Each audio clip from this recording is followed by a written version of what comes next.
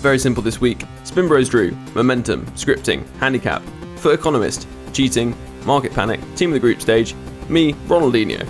I'm your host Ben, and you're listening to the FUT Weekly Podcast.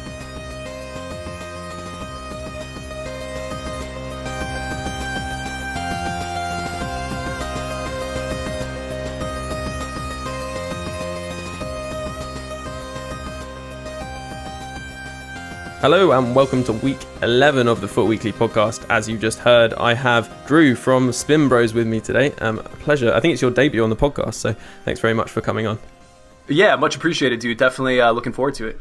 Yeah, me too. Just a quick note before we get into our discussion. I wanted to preempt a few points people have made before, especially this will go out to some of our newer listeners. Welcome, by the way. I'm going to be arguing that I don't believe in momentum scripting and handicap online, but it should be noted that, this isn't anything to do with us being part of the EA Game Changer program. In fact, if I couldn't express my opinion on a subject, on FIFA, on FUT, then we wouldn't be part of the program. And it's also a belief that I've held for many years, and I suppose it's only been substantiated or confirmed by my interaction with EA and with the gameplay producers, etc. Unfortunately, I can't relay all the things I've learned on the podcast, just the nature of non-disclosure agreements. But, I won't shy away from criticising EA, as many of you will know. Yes, I've been helping out with the FUT Champs podcast, but I'll always be critical of FIFA esports, as I have done and will continue to do so. But I think, Drew, you're going to provide a nice counterpoint. What are your thoughts on momentum, scripting, and handicap? Yeah, so honestly, the way I look at it is I do kind of think we all sort of have different names for the same thing as it kind of happens from a game-to-game basis. So I don't feel like necessarily, like, as soon as you match up with someone, I don't really think that, like, Team A or Team B is necessarily, scripted or, like, predetermined to win. But there's just so many things that seem to consistently happen. Like, you score a goal, you do all this work, you pass it around, you make a long shot, or you pass around the box, you get a tap in, something like that. And then it just seems like the second you do, it's like the team they just go to sleep or something, which, I understand maybe they're trying to emulate real life a little bit with that, which I get. But for a competitive game, especially like a FUT Champs type game, I just think it's crazy that you have to overcome that kind of thing, on a game in and game out kind of basis. And that's just one example. But do you think, because my argument for this, right, and it's something that a few other people I think will also make the point on this. When people say that, I often think, though, is that just a personal kind of, sudden loss of concentration because you're like 3 goals up? Is it because the other player obviously has all that kind of actual momentum, which you see in real football matches? The mental resolve of a team slips as they go 3-0 up or whatever, and that allows the opposition to get back into the game. They score a goal, and that kind of galvanizes the belief in the opposition team who've scored the goal to try and get themselves back into the game, whereas the other team maybe still haven't quite switched on because it's 3-1, and then it gets to 3-2, and by that point the team that's winning is now very nervous, and the team that's sort of on the ascendancy is obviously getting more and more momentum behind their sort of play. Do you not think that is maybe just purely the kind of mental battle that is any kind of competitive game? I think as just FIFA players as a whole, I think we kind of take it too far sort of in both directions. Like, sometimes we'll blame it, all on one thing, like, oh my God, the game wants me to lose. And in another situation, we'll be like, oh my God, get good. Basically, is kind of what it comes down to. But no, I agree in that I definitely think it's like partially a mental thing. But just from experience with like live streaming a lot of FUT Champs games, just playing division games and stuff like that, if you read the chat, almost every time you score a goal, like someone has a solution or like a suggestion for how to prevent that instant kickoff goal. And I think while sometimes it is mental concentration, even when I'm streaming, I'm like, all right, guys, I just scored. I'm ready. Like, I'm expecting something to happen. Like, I don't want to shut down. I know my team's going to be maybe not playing how I want them to play right now.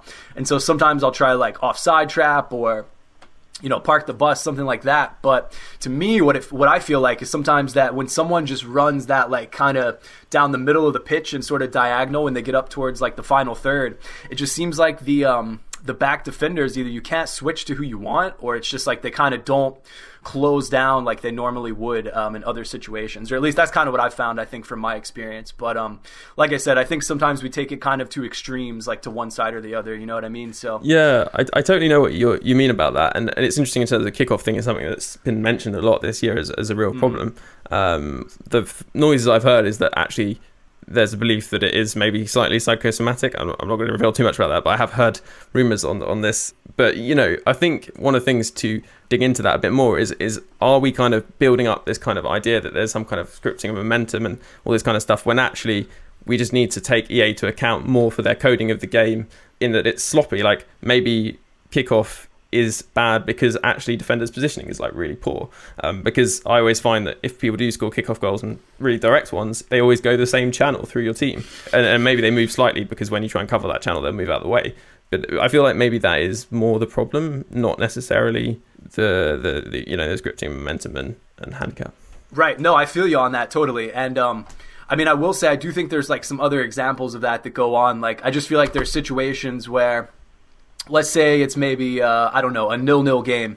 And then, you know, you've been playing defense decently the whole game. It just seems like eventually at a certain point, like one team or the other is just going to take that shot that like is kind of like well marked. You know, there might even be two defenders and it's just going to go between their legs or like parry off the keeper. And, you know, I think we do kind of tend to blame too much stuff on EA, scripting, et cetera, et cetera. Because, I mean, they do have kind of a hard job. Like, they're trying to imitate real, you know, chances like that go in real life. People make shots between the legs. People make shots off rebounds. It's just, I don't know. Sometimes the situations, to me, like the way it falls in a game just seems like almost like too convenient. But, you know, EA have a tough job. I mean, they have to make it realistic, but it's like just certain times to me, it just seems kind of like too much. Out of place maybe, or something like that. Yeah, it's interesting as well, because one of these, we discussed this a few weeks ago on the podcast, but the whole thing with like RNG is obviously one of the things people blame. Well, they blame this idea that there's scripting going on, but actually I think in a lot of cases, for me, it is this idea that in some way the game has to be random, because football is random, like to an extent. And otherwise we'd feel very weird playing the game because it wouldn't feel like football. Right. And so you have to kind of have that balance, because everyone wants to score these like amazing long shots, but at the same time they don't want to concede like bullshit goals from outside the box. So it's kind of like this constant balancing act between the two, right? Which how can EA like ever resolve that? I think one of the things that people go back to in terms of kind of directing their beliefs in these things is that EA are in some way out to get the community. I can see why there's a number of people who believe this after the pretty terrible chem glitch. Basically, informs weren't being boosted by chemistry, which meant that a lot of their kind of original not inform items played better than their informs, which was ridiculous. And I remember at the time thinking something wasn't right. Like, I was playing with the Pjanic inform, which was a central card, and it was so much worse than the winger, and it was bizarre. And then this guy Righteous Onyx worked it all out. I got in contact with him to sort of ask him what he thought about this year's game and whether there were any issues in the this year, and he said that there definitely weren't. But interestingly enough, we actually had today something come out from a German YouTuber claiming that there was some trait gate, essentially some problem with traits in FIFA this year. I don't know whether you want to elaborate a bit more about that. I know you were talking about it on your stream. Yeah, sure. So I didn't really get too much more information. We were just going over it with the chat and looking at that image, which is kind of interesting. You know, like I said, I don't know too many more details regarding the specialties and all that, but I find that stuff like that sort of lends more credibility to the argument that there's, you know, underlying things going on out of the player's control. Because even though that's not really something hidden, you know, they weren't really trying to hide it, but like think about how many other potential just unnoticed or, you know, invisible things that we don't really get to see, if you know what I mean. Yeah, I mean, one of the things that I'd point out about this, first of all, is that the image, I mean, it may just be a mistranslation, the guy's German. It says offline traits and online traits, but actually what he's talking about, and this is a common confusion amongst FIFA players, I think, is specialities, not traits. Traits actually affect the player's ability to, say, score finesse shots, finesse shot trait, things like that, or the way they take on finesse shot traits, finesse shots. Whereas specialities are just when a player has 88 agility, for example, they then have acrobat trait, for example. So what he's kind of showing here is that the specialities when you're offline and when you're online are different. Obviously, I spoke to Righteous Onyx and checked, and he thinks that there isn't a problem with chemistry in the game for informs, and what this is 2 inform cards, or an SBC and an inform card. Actually, I think they're both league SBC cards that he's comparing. So I think that although this looks problematic, actually all it is a visual representation of the ability a player has, and actually like they've had a number of visual glitch issues within this kind of, I guess, in-game stats area of the game, which they've fixed across this FIFA. So I think that's probably why you're seeing this kind of discrepancy.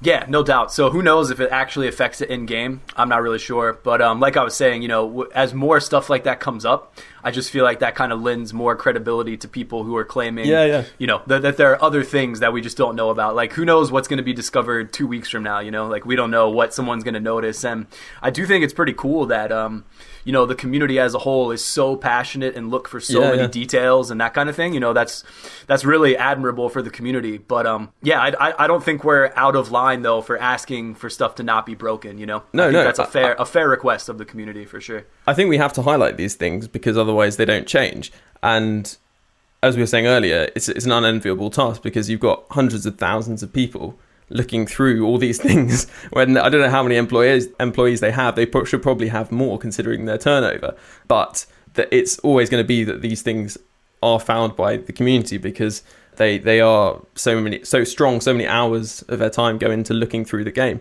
So in connection with these issues in terms of people finding kind of ways that EA might manipulate the game to encourage people to, I guess, ultimately spend more money, we've got 2 kind of connected things which came out. This idea of dynamic difficulty, which Reddit posts found this PDF, and it basically goes into some research that was being done.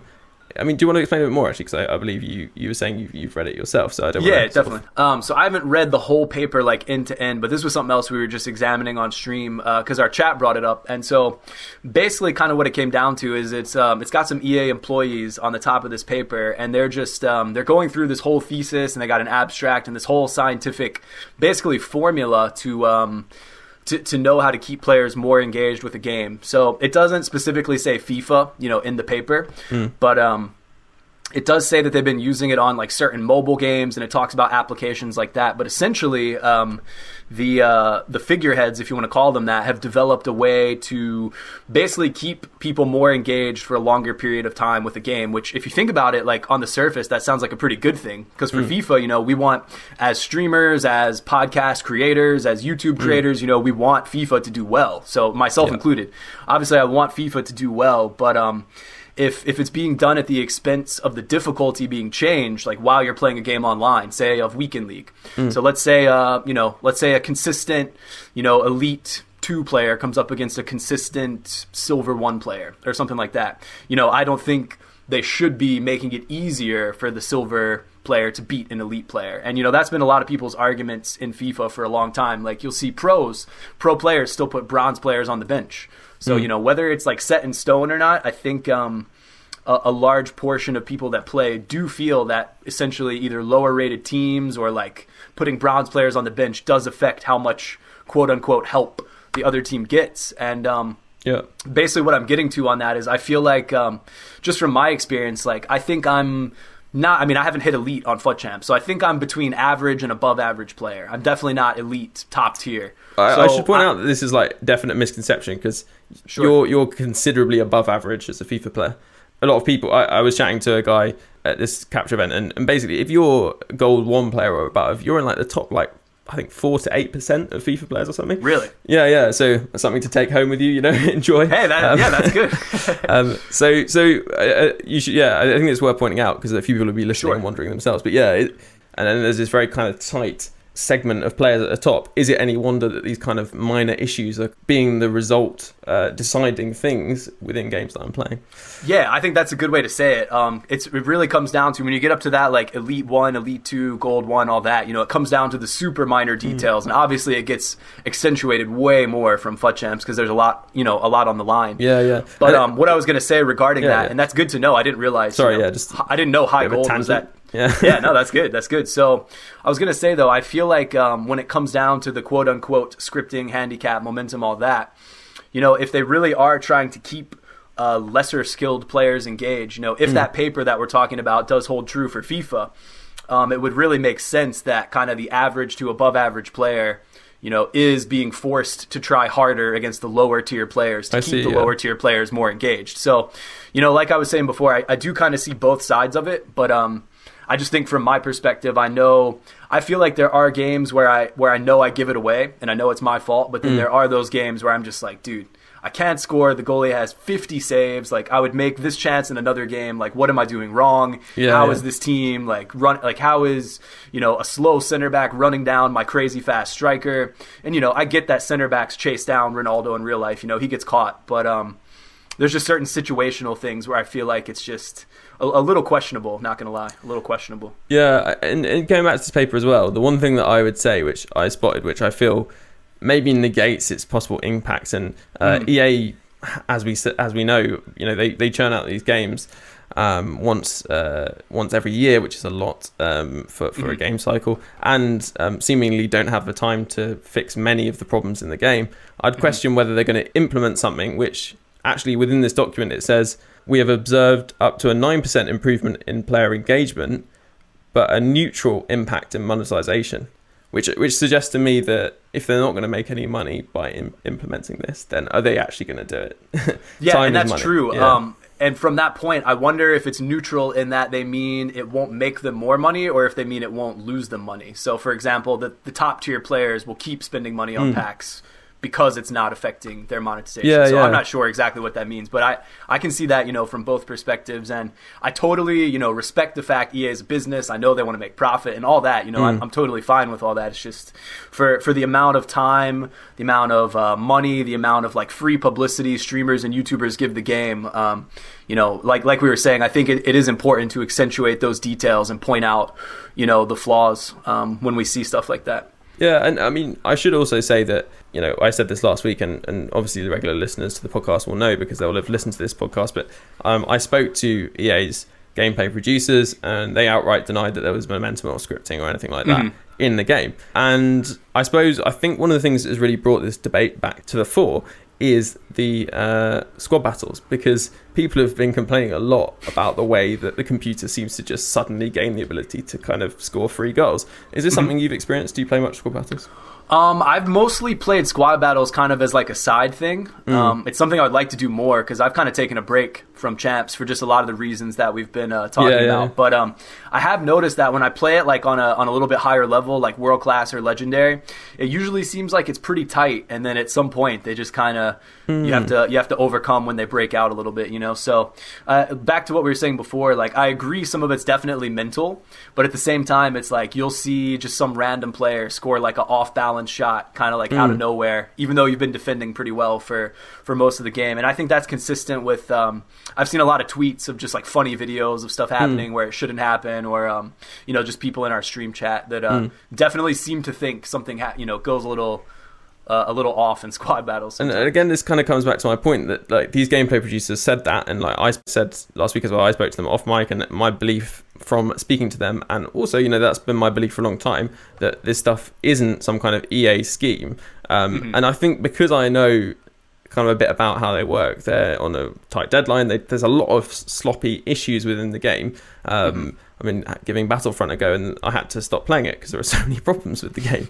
So, I mean, I enjoyed it when it was working, but I felt that actually there were plenty of things that they'd sort of not managed to get sorted. So you kind of talk about that, and then you think about this kind of grandiose idea that there's all this kind of aspect that EA have implemented. And I just think most of it is going to be down to RNG, to sort of more sloppy coding that's in the game. And also, to the fact that, and I'm guilty of this on occasion as well, people always look for reasons why they aren't performing, and they don't want it to be their own ability. But when you've been sort of we're a similar level, so sort of a good but not exceptional player, and you're playing really top players a lot of the time, which you are in Foot Champs, with ridiculous teams, you don't want to believe that you're never going to get to that level. But having played Foot Champs for over a year, like, I don't think I'm going to be. I just don't have the concentration, which is another reason why I don't blame EA for many of my problems, because frankly, I think a lot of the time I'm just not focused, and I think that can be. If someone goes through all 40 games or have many Foot Champs games, really focus for multiple weeks, and still believes that there are issues with the game, then fair enough, you believe that, and that's down to you. But honestly, I've seen so many things in my time, and I look at it and I just think that's been poorly coded. The game's not dealing with my input correctly, but it's not like a deliberate attempt. And because if you think about it, you have this happen against you all the time, and I don't know, I just can't quite believe that, considering what I know about EA, considering how seriously they're taking the kind of competitive setup, that they would deliberately be implementing something which affects the outcome of matches in this way. Yeah, no, I think those are all definitely very, very good points. The other thing I would ask, just to get your opinion on, out of curiosity, is so what do you think about like getting scored on, not necessarily from kickoff, but like 45th, 90th minute goals? Is that purely mental? Is that a little bit of both? Is it like, I mean, because again, like I understand real life, stoppage time goals happen plenty of times for sure. So but it just seems like it happens a lot. When I spoke to the gameplay producers, what they basically said was two things. One, that the 45th and 90th minute are longer than other minutes because of the way that the time shows, which is a bit of they should really show the time counting during that period to show how long it is. But the other thing is that they said quite clearly that their data doesn't show a particular increase in goals on those minutes, but it does. I'm surprised. But I think they were also suggesting that it is a time when in real football you do see goals scored because the pressure starts to tell or whatever, or one team switches off slightly. So I don't know. It's an interesting kind of point, and I kind of agree to an extent with what they were saying and can understand them. But at the same time, you do just see so many goals at those moments. It's kind of hard to believe. But then there's also that thing that you're kind of, you see it and you automatically think there's a 45th minute goal, there's a 90th minute goal. You don't think there's a 43rd minute goal and there's a 88th minute goal. So it's really hard to tell. And I think also people who track their stats will tell you that they don't think there's a particular increase in 45th and 90th minute. So maybe it is one of those things that's like, there's a huge thing in FIFA because it's such a massive community and it's a great community. Love what you guys do, all the people out there who make content. But there is also this kind of like, I don't know, there's a bubble, isn't there, that wants to build around things. Oh yes, so. Very true, very true.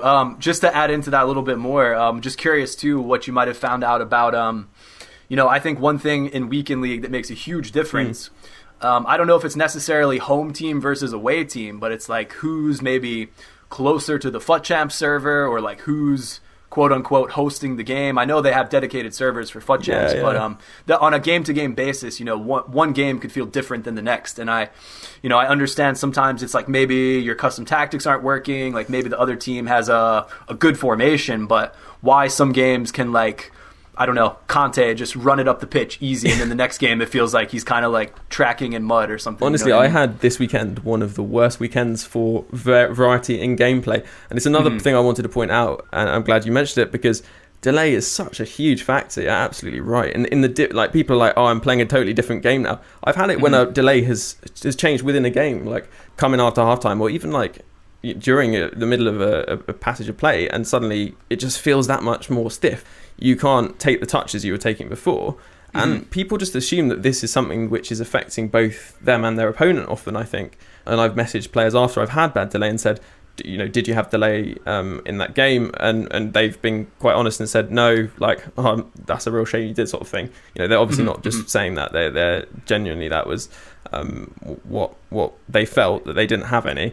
And I really, really did. And so you're almost guaranteed to lose in that situation. You're going to lose against the worst player, and it makes it even more impressive that your top players are able to get such good win rates, because they must have the ability to play through that and do that. I mean, do you have a bit of a problem yourself? I mean, you're from the East Coast. In London, we actually have quite good server connection, so I actually generally have quite a good connection, but I think that actually makes it so much harder to play in games where it's delayed, because I'm so I'll get used to it being really good. I mean, for me, I just picture, all right, so we're close to New York City. I kind of picture, I'm just thinking of a map. I'm picturing from New York City to the top of Canada. Like, that's a gigantic stretch.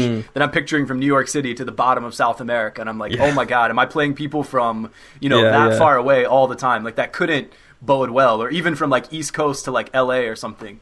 Sometimes, and I try to call this on stream too, because sometimes I do get frustrated, but when something's just all going my way, I'm like, guys, like, are you guys watching this? It looks like I'm like 2 seconds ahead of what this guy's doing. Yeah, exactly. When I know I'm playing a player that should be pretty close to the same caliber. And it's just kind of when you win games or lose games like that, that's why I go back to like the average to above average player.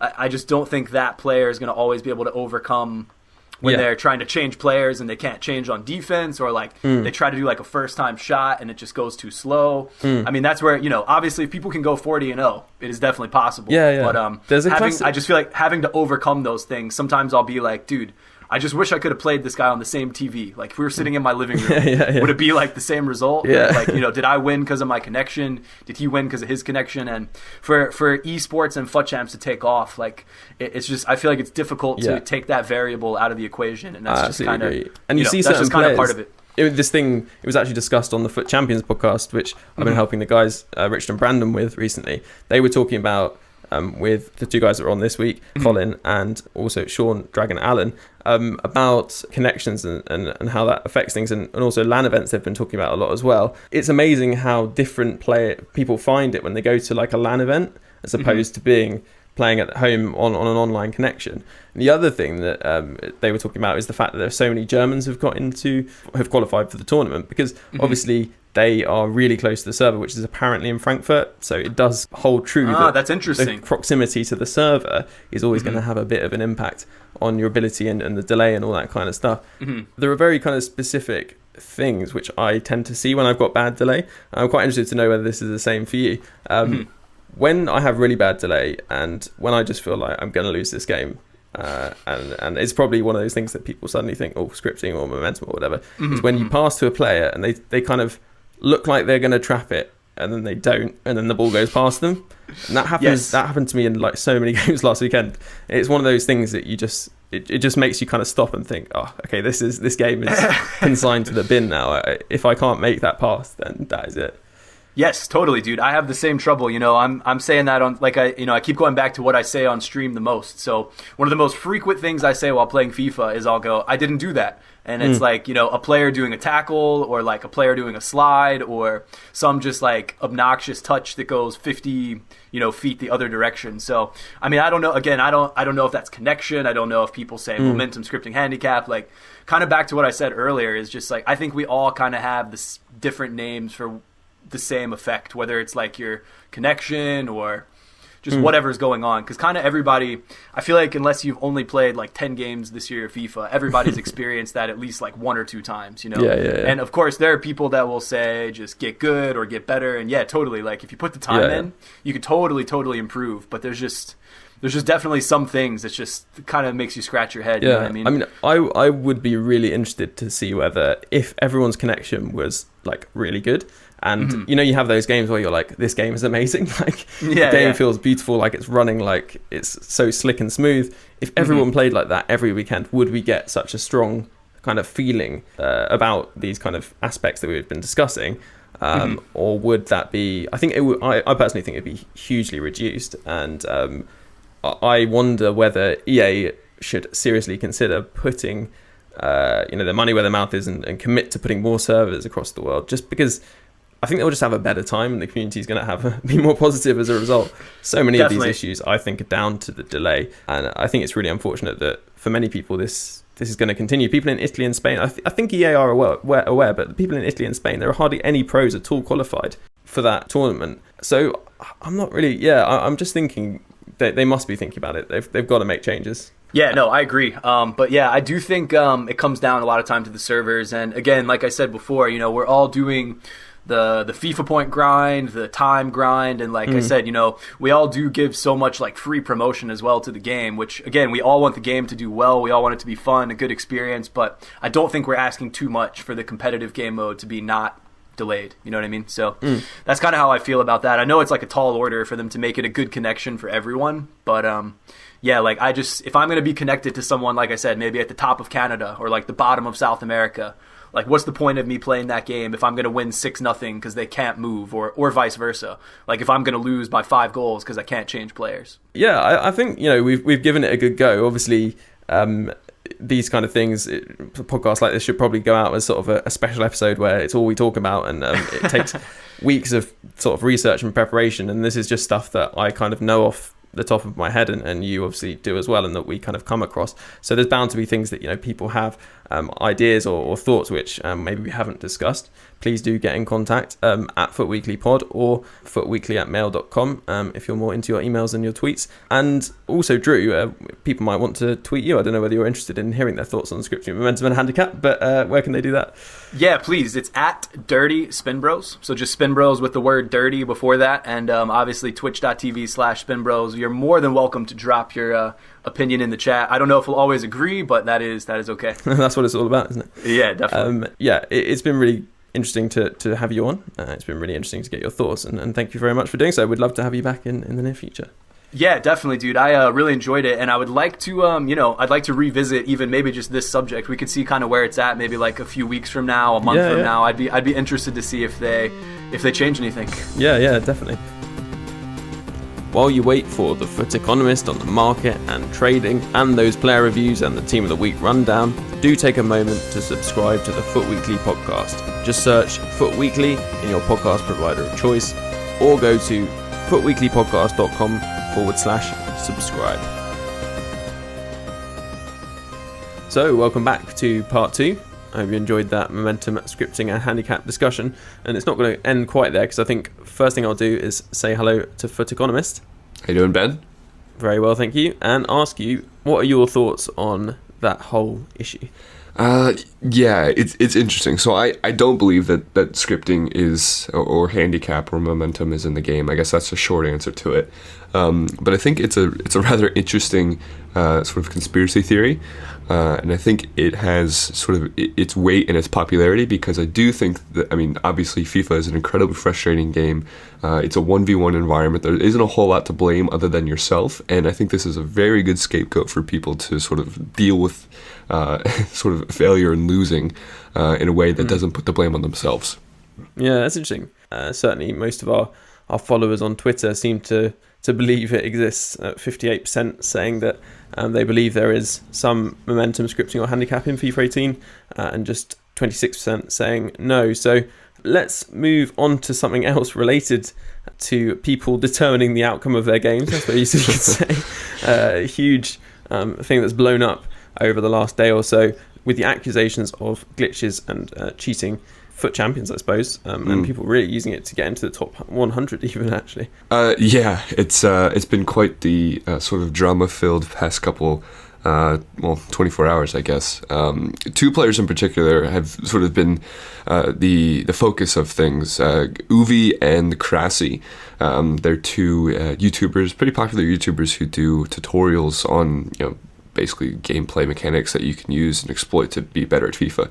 And they've been singled out for remarkably increasing their quote-unquote skill levels, and have been going on 40-0 runs after, I think, barely managing Elite 2 and Elite 3 in the beginning of the season. So some rather peculiar and strange increases in skill, and I think there might be a reason why. Yeah, a lot of people are saying that this is to do with, and there's a few videos going around, to do with basically people playing on a mobile connection, which is quite funny, because there's a video of Krasi, a tweet that he did before this blew up, where he was kind of saying, how ridiculous is this level of lag?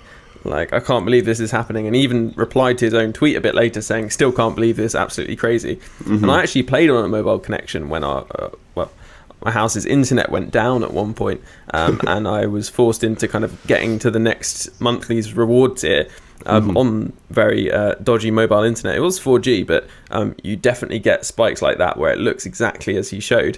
I would not be surprised. The evidence is pretty damning, and they both have been covering up a lot of the kind of information like things like gamer tags, their records, their all the kind of stuff which suggests sort of suspicious activity going on. I think Ovi released a statement which made things look even more suspicious, basically, and without wanting to sound like drama alert, it does seem like a pretty sketchy situation, and I would have no surprise if they were both banned. Not to mention that they would be pretty good targets for EA, considering one, if not both, promote coin selling, so they're not going to be the most popular. Right, and it's going to have interesting implications because I believe because of their records, they both qualified for the events for this past month. So you'd have to think that that there'd be some pros out there that are going to get bumped into the spots. And you got to think there's surely more people than just this who've done this. Right. Yeah, exactly.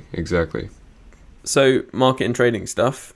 That's what you're here for, of course. Let's talk about Black Friday. First of all, I know we covered post-Black Friday last week, but things have been kind of interesting over the last week. We've had some strange movement, I suppose, on the likes of Nyangalan and Vidal, Pogba as well, and Hazard. All four of those have had some, drops in price, which people really weren't expecting. Yeah, a really popular investment during Black Friday, and really always is a popular investment during Team of the Week SBCs, is to invest in the actual Team of the Week that came out while the SBCs were active. And the reason behind it is because usually the prices of those Team of the Week items drops very low. A lot of people are undercutting because they're constantly packing the Team of the Week items. And interestingly enough, they've actually, as you said, taken a dip down from their prices that you could get them at during the Team of the Week 10. And that's surprising. I can't remember the last time that's happened where items from the Team of the Week SBC drop down. And I think there might be two reasons sort of factoring into it. And I don't know which one is the most contributing one, but the two reasons are, the first is that I think what happened is this trade sort of went viral. The investment in Nainggolan, Pogba, and Vidal sort of went viral. It's very popular among some of the bigger influencers in the community, and it's not necessarily a fault of some of those guys who were promoting it. In fact, it isn't a fault of those guys who are promoting it. It's just that a lot of new players come in on Black Friday who are new to trading, new to investing, and they essentially put a lot of their coins into this investment. It sounded like, and probably was, the highest conviction trade that a lot of these guys had, and they ended up going all in. And then sort of what happens with new traders and investors, they don't understand that you have to hold a card for a relatively extended period of time, maybe 2 or 3 weeks at least. And I think what we saw is a couple people starting to sell it on before the investment had matured really at all. And that led to a little bit of a dip in price. And then that little bit of a dip in price led to some of the less experienced investors getting panicking a little bit, and then it sort of down spiraled from there. So interestingly enough, we're going to talk about it in a bit, but I think there's actually a period or gap right now where you can get in and buy in sort of this window that it is sort of downtrodden and being pushed down by all this panic selling before it rebounds back up. But before you sort of do that, my second reason I think it might be a little bit lower is because this year we have more access to icons through the SBCs. And more competitive icons as well, I think. Exactly, yeah. There's people talk about the icon effect all the time, how icons make a huge difference in gameplay. And it's what a lot of people are basing their teams around, especially in the middle of the park. So, there's a number of reasons why I think it might be a little bit lower, and maybe players like that, it's just a mispriced, or it's a correction in the actual overall value of those players rather than a panic sell. There's an argument for that as well. Yeah, and in terms of other investments, in terms of other changes we've had over the past week, we had Screams boosted, which was pretty interesting. We called it, I think, on Twitter back in, I guess it was early November, saying that on the 3rd of December we'd have a supermoon, so it's quite likely that those Screams got boosted again. And I think we did see a rise, and anyone who picked those Scream cards up fairly early, I think they'll have made quite a decent profit out of that, actually. Yeah, it was actually. I mean, like you said, you called it on the supermoon. You don't have to say you might called it. You definitely called it. And people made quite a few coins on them. We saw that in the 24 hours of the actual boost itself, there was actually some pretty interesting price movements I do want to break down. If the Scream card was 85 and below when it was finally boosted, it didn't actually raise up that much in price, only about 3%. And I think that was because they weren't exactly that valuable for the Icon SBCs. And I think that was what the main investment thesis was behind a lot of these cards. I mean, if you look at them, yeah, they're okay for competitive FIFA, but they're not worth going out of your way and buying them just to put them in your weekend league squad. So the main value behind these cards was turning around and putting them in the Icon SBCs, and I think that's why we saw the biggest boost for the 86 and 87 rated cards. That actually went up about 10% just on that 24-hour period. And then as you sort of go to the 88s and 89s, they went up a little bit less, just around 4%, and then the 90s and above, I think we're going up just about 3%. Maybe some of those were being used and rose a little bit for their actual competitive nature, but that's something to keep in mind as we go forward. I think there's going to be other opportunities throughout the year where there's going to be full moons or special moons that. Yeah, I was going to say it's interesting. Like I don't think there are many more special moons coming up, and there's obviously a full moon every month. Is it possible that they'll do it that regularly? And surely that they'll all get wiped off the market, wouldn't they? I mean, there's only so many out there. Yeah, I mean, you'd have to think that if they were going to keep boosting them, that they would have to put them back in packs at some point, just to run some sort of off promotion or something like that, just to put them back in packs, or maybe some sort of SBC that guarantees them. I don't know. Yeah, it's kind of interesting. Like, what could they? Maybe Lunar New Year, considering that was much. When was Lunar New Year? Yeah, I think it's on the 16th of February. Okay, so they could actually put them back in packs at that point. Yeah, I suppose so. That would kind of make sense. Yeah. Also, we've got on the horizon, which may have an effect on the market, the team of the group stage, which is coming up. It's this Friday, of course. Yeah, I mean, obviously the actual team of the group stage itself is looking pretty solid. You've got a couple players in there who have Path to Glory cards and One to Watch cards. Potential players obviously not already in it. I mean, you can see the likes of El Shah, Davinson Sanchez, of course. Neymar would be a huge one. Salah, although there's a question mark because of his Player of the Month. Ederson, Giuliano, Mbappe. Right. So all of those cards are live items. Right. So quite interesting.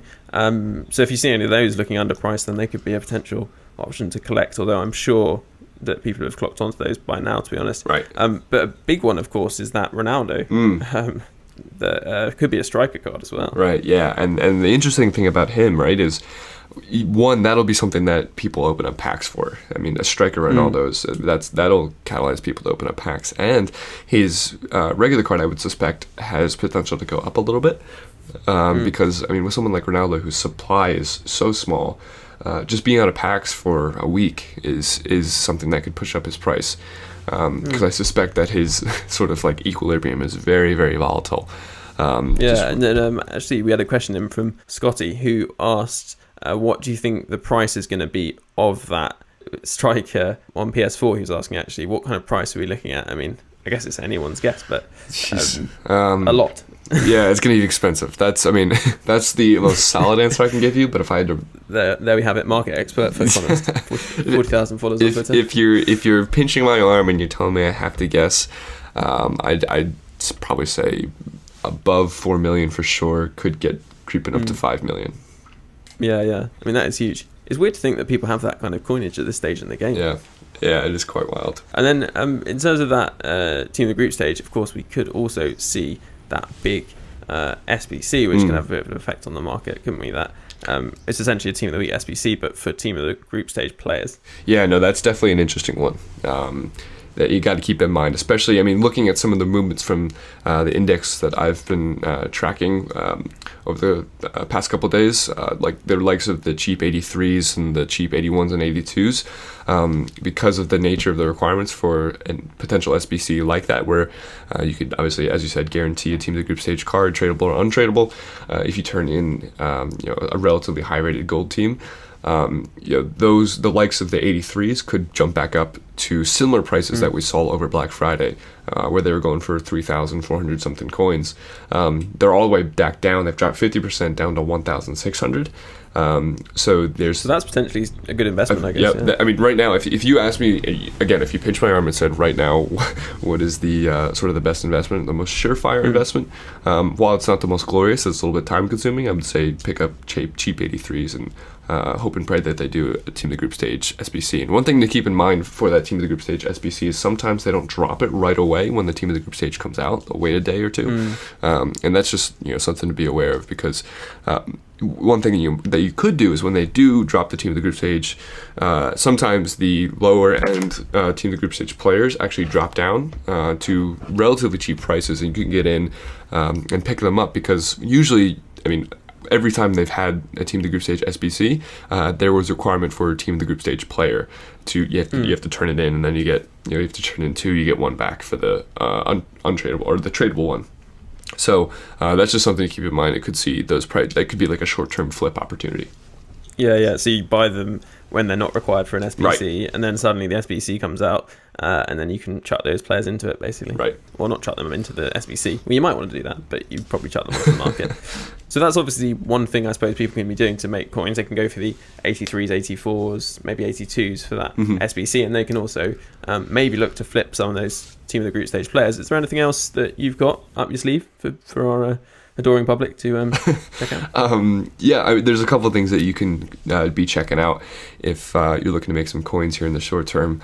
We have cheap 85s and cheap 86s, which you can take a look at for the Icon SBCs and the Footmas promotions that are coming up. The Icon SBC, the next one we'll have is on the 14th, and then right after that we'll have Footmas potentially starting on the 15th, and for both of those you'll need relatively high rated squads. Right now it's kind of awkward because the cheap 85s and 86s are just a little bit expensive. They've actually recovered quite a bit, about 20% from their Black Friday dip. What they were on Black Friday, it wasn't necessarily a dip, but so you're going to be buying a little bit of a premium. I think there's a couple windows that you might be able to get in on those cards that could make them a little bit cheaper. Potentially this Thursday, when we have the release of Weekend League rewards, you could see people like immediately when they pack their players that they get in their packs, they could list them up. That's obviously a good time to get in there if you have quick fingers, try and snipe some cards. Or you could wait until this weekend when they do Team of the Group stage. Obviously, people are going to be opening up a lot of packs trying to get that Team of the Group stage Ronaldo. So that could be a time where you could see a dip in the price of those cards, but you have to remember it's sort of a slippery slope, because as soon as we get off of the that weekend where there's the team of the group stage and packs, people are going to start turning their attention towards the Icon SBCs. Like, that's the next big event, and usually people will shift a lot of their coins into that. So you got to make sure you get in relatively early into something like that. And then finally, the third one I have for you, there's the cheap 83s, the cheap 85s and 86s, is a cheap 83 and 84 and possibly 85 rated informs. They are a very popular requirement. If you look back to the Footmas SBC requirements, every single player SBC had some sort of Team of the Week requirement, and the likes of these 83s and 84s, especially, I mean, you're not going to be getting at the cheapest price, but even heading back to Team of the Week 10, some of those guys are still relatively cheap compared to what I think they could rise to if we have some heavy hitting player SBCs. So some good looks there. Yeah, no, that's really interesting stuff as always. And I think the very last thing, the Foot Champs cheat gate that we've seen over the last day, it's possible, I've done it before, that they cancel the weekend league. I think a few market influencers have been suggesting that possibly it could cause a significant crash without that demand there. Yeah, I mean, there was a really big panic last year when that happened. I'm not sure it's going to be as big as a panic this year, because I think people know Weekend League are coming back, is coming back. But I suppose if you are looking for a window to buy some of those investments that I just talked about, maybe even the cheap icons, the high-rated golds, that could be a good window. Yeah, no, I totally agree with that. Let's move on to the team of the week then. And actually, just to start off, there's a few players I want to point out from a market perspective, actually. We've got De Vrij from Lazio, an 85 rated inform. Jonas, he's also an 85 rated inform. And then we've finally got Ever Banega, who's also an 85 rated inform, which is actually quite rare to see so many 85 rated kind of cheap informs in one team of the week. could they represent an investment, or do you think 84s just offer better value? Yeah, it's interesting. I do think 84s are probably a better value, just looking at some of their prices now, comparing them to sort of like the value that you get in the overall of your squad. Unless they do some sort of SBC, I mean, one thing to keep in mind for the Footmas SBCs is they generally require pretty high chemistry. So the likes of Jonas and Banega, I'm sort of looking at as might be a little bit more attractive than some of the other ones like DeVry. Just because of their nations and their leagues are sort of, well, not necessarily for the league for Jonas, but the nation for Jonas is relatively good for chemistry reasons. And if they were to drop a player SBC for a competitive high-level player in, for example, Liga Santander, someone like Banega could be useful. Yeah, that's a good point. So elsewhere in the team of the week, you've obviously got some, I guess, a couple of really more marquee players, but it's not an outstanding team of the week. And Griezmann's one of those weird players. When I look at his card stats, I don't get particularly excited, but he's a very good player in game. 87 pace, 87 shooting, 88 dribbling, with 80 passing and 70 physical. It's not really shouting 740k to me, but he is quite good. Sterling, as well as the other big player, obviously he's a second in form, and his card looks really, really good. 95 pace, 87 dribbling, and then 79 shooting and 82 passing. He's a nightmare to play against. Something about his kind of custom running style makes him really hard to sort of predict his movement, I think. And then Verratti's the other kind of big name player, although more valuable than him is that 86 Casemiro. He looks pretty good, and if you can look beyond his pace, I'm sure he'd be a pretty tidy prospect. Although I do find that not so many people are using him this year. He was quite popular last year, but haven't really seen him so much. Another interesting player I wanted to mention, more for the fact that his had a nation change, is Marlos. He's in this team as a Ukrainian, and of course famous for being a Brazilian 5-star skiller, Silva, back in the day. And he's a Brazilian regular card, so when he goes back into packs, it's possible that he's actually going to be Ukrainian, which means that the Brazil cards of Marlos is completely out of packs, which has seen him already rise to, I think, about 6k. I picked up a couple of him when I was chatting with Dan for TraderX, and we kind of made a few coins on him, but one of those things you always wish you pick up more of these players, don't you? Yeah. When you make a call like that. But the other two players actually that I wanted to shout out are Sirigu, who I've been using across the weekend, was actually quite impressed with. He's 82 in form, isn't too much to sort of write home about, but this 84 is actually a really solid keeper, and he comes out and makes some pretty good stops 1v1, and Lang is great if you want to link him up to El Yunusi's in form. I have the El Yunusi's monthly, so I just felt like I might as well try and get him on full chem. Lang with Shadow, honestly, like he's a really solid right back. I wouldn't look past him if you're looking for a I guess chemistry bitch to bring up the old foothead lingo, but he's a very, very solid player. And then finally, I think we're going to compare two left backs who we quite like the look of this week, and see who. I mean, it's not actually the first time we've done a left back face off, but it's that time again. And in fact, these are both left wing backs. So the player you've got is Dutch in the Premier League. It's Ziegler. Ziegler, yeah. So he looks pretty good. One sort of sore spot of the Premier League is their left back situation. I mean, there's Rose, who I think has become sort of the popular option for those that are doing a pure play Premier League squad, but Ziegler, he looks like an interesting option. I mean, just looking through some of his stats, he's got pretty good sprint speed, so he's going to be quick, but his acceleration is 79, so not great, but maybe you can boost that with a shadow or something like that, or some other chemistry style to boost his pace. The one sore spot for me is his agility. It's 75. That's not great for a left back. Usually you're looking for at least 80s, I would suppose, in left backs. He does have some other things going for him. He's quite tall, 6'1", and he's got decent work rates on him with medium high, which is not atypical for left backs, but it's not anything that's to write home about. He does have pretty good stamina, so at 87, so he's going to be able to get up and back, and he has great strength. So he's a big body, and I would suppose that he'd be pretty good at the box defending your sort of far post crosses, but defending some of the quicker wingers. For example, you just talked about Sterling. He's a bit difficult to predict because of his running style. Someone like that could cause Ziegler some problems. Yeah. Definitely. So my man is Rousselot, who's Montpellier's left back. He's one of those players that is kind of strange in that his 76 rated left back card was probably the best French left back in the game somehow. So the fact that he's got this inform is pretty significant. This kind of I guess, quick and agile and strong left back. It's just a really nice combination. So in terms of his acceleration and sprint speed, he's got 99 acceleration and 98 sprint speed with Shadow, and then he's got 93 interceptions, 91 marking, 95 stand tackle, and 96 sliding tackle. So just stunning pace and defending. And then physicality wise, I think he's actually fairly solid without a boost. 79 strength, which could go up to sort of 85 if you used 89 if you used anchor, and then 78 aggression, 76 jumping, and 84 stamina. And actually, I'd say that might be the only downside of this card. 84 stamina, I'd like a little bit more actually on my left back, especially if you want him to bomb forward. 83 agility, 82 balance, 79 reactions, 82 ball control, 83 dribbling, 79 composure as well. So that's all really, really good. No problems with that. And 83 short passing, 77 long passing as well. So I think he's a very, very well-rounded left back. And I think he's not going to be out of place in the weekend league team, even at 81 rated. Be interesting to see whether he gets any more informed, because they could really, really be top tier left backs. Right.